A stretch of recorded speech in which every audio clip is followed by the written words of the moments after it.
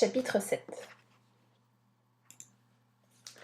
Après une minute de concentration, je prends conscience d'avoir déjà lu cette partie de la correspondance de Paresh Baba et je reconnais alors la nécessité de faire une pause. J'ai travaillé sans interruption depuis mon entrée dans la bibliothèque obscure pour un bilan plutôt mitigé. Certes, j'ai retrouvé la trace de mon ennemi et découvert une partie de ses plans, mais nous savions déjà qu'il finirait par chercher une arme de destruction massive. C'est dans la suite logique des choses. Ce qui me manque encore cruellement, c'est un moyen d'arriver jusqu'à lui, un indice me permettant de remonter sa piste. L'endroit où Bava et ses complices avaient caché l'uranium 235, par exemple, puisque mon ennemi s'y est probablement rendu. Mais ce secret est jusqu'alors resté hors de ma portée. Avec un soupir, je lève les yeux vers la verrière blindée. Il est passé 19 heures, mais en ce début d'été, le soleil est encore là pour un petit moment. Van Helsing, lui, n'est toujours pas rentré. Sa compagnie me manque, surtout en cet instant où je sens le goût amer de l'échec. J'espère qu'il ne tardera pas trop. Je reste un moment encore devant l'écran du moteur de recherche, caressant l'espoir que son crépitement finisse par me trouver une information décisive. Puis je me lève et m'éloigne en m'étirant, le laissant travailler seul. L'idée me vient d'aller faire un tour au proche Finsbury Circus, mais j'y renonce aussitôt. Il est trop tard pour ça. Les effets combinés du plein air, de la foule et de la nuit approchant pourraient avoir sur moi des conséquences catastrophiques. Faute de mieux, je m'accorde un moment de flânerie dans la serre, puis retourne devant mon clavier. Après une nouvelle heure de recherche improductive, je suis de plus en plus tendue. Hugo n'est toujours pas là. Je m'inquiète de ce qui a pu lui arriver, mais aussi de ce qui pourrait se passer s'il ne rentrait pas à temps. C'est un cercle vicieux. Mon angoisse semble accélérer le processus, ce qui augmente mon angoisse. Du coup, je reconnais déjà les signes avant-coureurs de mes douleurs nocturnes. Une certaine nervosité, une sensation de puissance physique, des pulsions sexuelles incontrôlables et inexpliquées, une faim de loup. Je pourrais au moins satisfaire cette dernière, mais une fois sur deux, les tortures que je vais endurer commencent par des vomis douloureux. J'ai également envie d'un grand verre d'alcool fort, mais nos expériences ont montré que c'était la dernière des choses à faire. Ce serait complètement stupide d'ajouter encore à ma future perte de contrôle. D'ailleurs, quand j'ouvre la porte de la bibliothèque, je constate qu'on ne m'a préparé ni repas, ni bouteille de brandy. Les serviteurs connaissent mes habitudes. Ou alors il n'y a aucun serviteur à Bedlam et je suis seule avec mes tourments dans cet ancien asile d'aliénés. J'essaye de ne pas donner trop de foi à mes peurs, mais c'est de plus en plus difficile. Il y a longtemps que je n'ai pas eu à gérer le processus en solitaire. Je me retrouve soudain 5 ans en arrière, avant ma rencontre avec Van Helsing, et je mesure une fois encore toute l'importance de l'aide qu'il m'apporte depuis.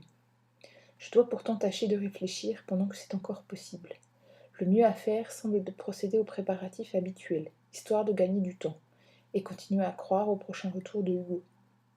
Alors, je gagne ma chambre au lit impeccable et je me déshabille complètement. Puis j'enfile un peignoir et passe à la salle de bain, où je m'applique à couper et limer chacun de mes ongles. Il pousse à une telle vitesse que c'est pour moi une corvée quotidienne. Et c'est loin d'être une simple coquetterie. Sans cette précaution, pendant la première phase du processus, je lacérerais mon propre visage en cherchant à lutter contre la douleur. Je retourne ensuite à ma valise et par principe, j'attrape le livre de poche qui doit m'aider à patienter. Puis je recommence à tourner en rond, mon angoisse à son paroxysme. Je ne dispose pas des clés et des codes qui me permettraient de gagner le sous-sol pour m'y enfermer moi-même. Je dois envisager tout de suite la possibilité que Van Helsing n'arrive pas à temps et me préparer en conséquence. Je fais rapidement le tour des pièces que je connais, cherchant laquelle pourrait me servir de prison temporaire. Il n'y en a aucune. Je sais que ces portes ne résisteraient pas à la force qui sera mienne d'ici quelques heures. Je songe alors à me précipiter dans le jardin et renifler une bonne goulée de gaz paralysant. Mais ce serait inutile. Nos tests ont montré que mon autre moi était insensible à tous les narcotiques, tranquillisants et même poisons qui auraient normalement couché un éléphant. En réalité, on n'arriverait même pas à me retenir en me jetant dans un puits, puisque j'en sortirais avec la souplesse d'un chat. Je ne serais bientôt plus qu'une bête, et seules les chaînes et les barreaux peuvent retenir des fauves tels que moi.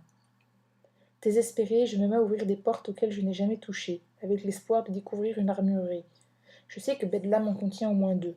Ma seule chance est d'y trouver quelques paires de monocles classiques. Je m'arrête bientôt devant un panneau métallique doublé d'une protection anti-incendie. Il me semble, oui, que Hugo y conserve quelques pièces de son arsenal. Je pars alors en quête d'un instrument pour forcer le passage, puis reviens avec un tisonnier trouvé dans un salon. Je m'échine alors sur les gonds et la serrure sans parvenir à autre chose qu'aggraver ma nervosité. Je ne peux pas m'empêcher de penser que dans un petit moment je pourrai arracher cet obstacle en quelques coups de patte. Mais dans un petit moment, il sera trop tard. Soudain, entre deux coups de barre de fer sur une porte résistante, j'aperçois du coin de l'œil une silhouette au bout du couloir. Mon cœur fait un bond dans ma poitrine quand je reconnais Van Helsing. Il y a du sang sur sa chemise et sa veste, mais lui ne semble pas être blessé. Du moins, il ne le montre pas. En revanche, l'odeur appétissante de cette hémoglobine me fait pousser un cri rauque qui m'effraie moi-même. « Allons-y, demande-t-il. Je le rejoins aussitôt. Il ne faut qu'une remarque sur ma tentative d'effraction. Il a sûrement deviné ce que je cherchais à faire, et je suis certain qu'il se reproche amèrement son retard, même s'il semble avoir d'excellentes raisons pour l'expliquer. Peu importe, cette fois c'était moins une, selon l'expression consacrée. Je n'ai pas toujours eu cette chance.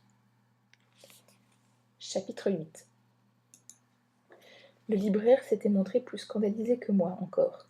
Il n'en revenait pas qu'une telle agression ait pu avoir lieu dans son propre magasin, et comme j'étais en quelque sorte son invité, il s'estimait responsable du drame et des suites à lui donner.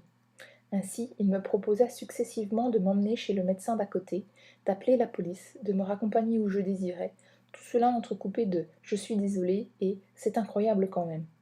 Il voulait également tout savoir de ma discussion avec Georges, comprendre ce qui avait pu arriver, mais j'étais plutôt d'humeur à ficher le camp de là et m'enfermer dans mon appartement. Quand ma fiancée arriva quelques minutes plus tard, je remerciai le pauvre libraire et minimisai l'incident, lui promettant même de revenir en dédicace si l'occasion se présentait. Auprès de ma belle, je me laissai aller à davantage de lamentations. Pendant qu'elle manœuvrait dans les embouteillages et les ralentissements du centre-ville, je lui racontai toute l'histoire, me plaignant une fois de plus des cinglés que mon métier me faisait parfois rencontrer. Elle se montra bien sûr très choquée, puis réussit à me convaincre de me faire examiner dans un service d'urgence. Avec ce mystérieux sixième sens féminin, elle avait déjà deviné que Georges avait laissé quelque chose dans mon sang, ce que moi j'ignorais encore. Je passai donc mon samedi soir dans l'enfer hospitalier, entre attente interminable, prélèvement dans mes veines et série de piqûres préventives, le tout en supportant le spectacle de la misère humaine, des ivrognes hurlant à tue-tête aux gamins crachant leurs poumons. Quand nous sortîmes enfin, il était un bon 23 heures, et j'étais plus remontée contre Georges que je ne l'avais été depuis l'agression. J'étais presque décidée à entraîner ma fiancée dans un commissariat pour porter plainte, mais nous étions tous les deux vidés. Nous sommes donc rentrés chez nous, avons dîné d'un plat de pâtes avec une sauce industrielle, avant de nous rouler en boule sous la couette. Et cette nuit-là, ça a commencé. Au début, ça n'avait rien de spectaculaire. Je me sentais simplement nerveux, et même irritable sans doute. J'en avais conscience, mais j'expliquais cela par l'agression dont je venais d'être victime, et par ma frustration de ne pas avoir pu repousser ce malade 2 fois plus vieux que moi. Donc, je me tournais et retournais sur le matelas, soupirant d'impatience et d'agacement. Et les rares moments où je m'assoupissais, mon sommeil était hanté de cauchemars, où d'horribles chiens géants luttaient dans un paysage de neige. Des songes des dieux oubliés engendraient des créatures plus monstrueuses les unes que les autres. Des visions de batailles, de massacres, de guerriers au torse nu, et des bêtes qui erraient parmi eux. C'était comme la mémoire d'un autre âge, comme si j'avais acquis un savoir vieux de plusieurs millénaires, comme un héritage reçu sans le désirer. Quand l'aube arriva enfin, j'étais plus que soulagée. La nuit avait été affreuse, je n'avais pas l'impression d'avoir pris le moindre repos. Pourtant, alors que mes yeux se posaient sur la dentelle de la nuisette de ma fiancée, je connus une poussée de désir si intense que je ne pouvais plus penser à autre chose. C'était une authentique pulsion sexuelle animale sur laquelle je n'avais aucun contrôle.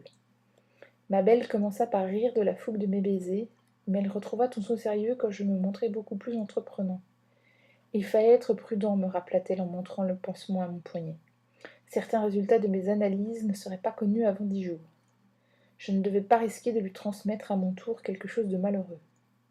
C'était la voix de la raison, mais j'étais alors dans un tel état d'excitation qu'il m'était impossible de l'entendre.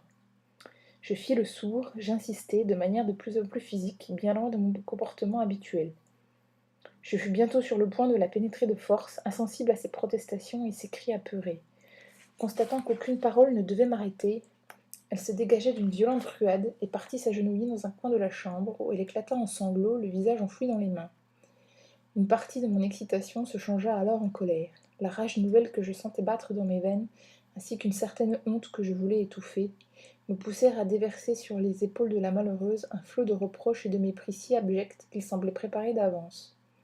Je la rendis responsable de tout et de n'importe quoi, mon agression, ma soirée bousillée aux urgences, ma mauvaise nuit passée, et même mon roman qui n'avançait pas par faute de stimulation.